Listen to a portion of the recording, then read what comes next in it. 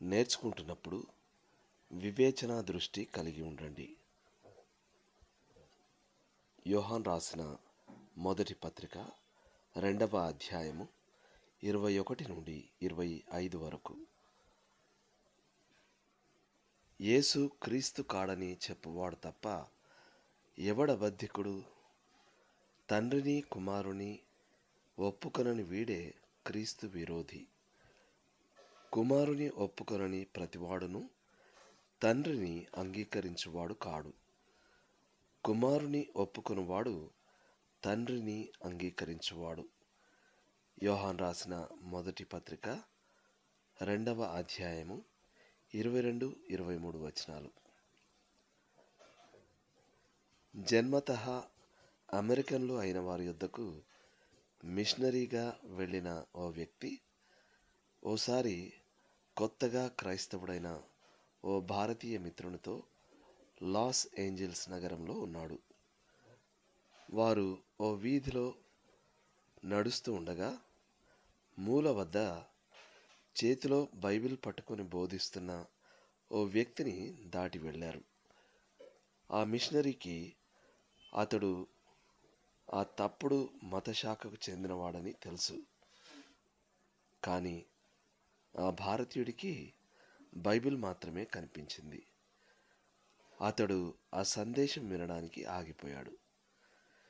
నా మిత్రుడు అయోమయంలో పడడని ఆశిస్తాను అనుకున్నాడా మిషనరీ.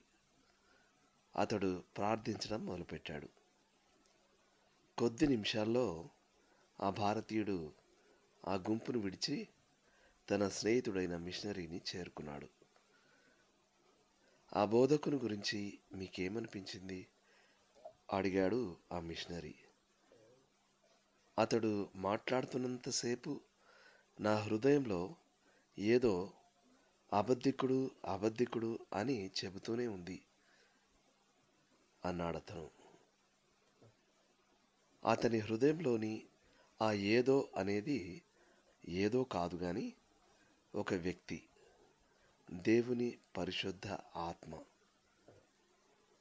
ఆత్మ మనల్ని సత్యంలోకి నడిపిస్తాడు మరియు తప్పును గుర్తించడంలో మనకు సహాయం చేస్తాడు. యోహాను సువార్త 16వ అధ్యాయం 13వ వచనం.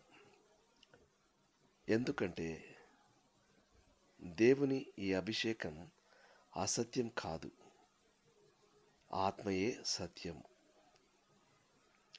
లోతుగా ఆలోచించాల్సిన విషయం.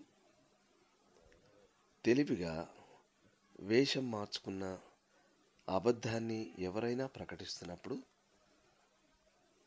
మిమ్మల్ని పరిశుద్ధాత్ముడు హెచ్చరించిన అనుభవం మీకుందా?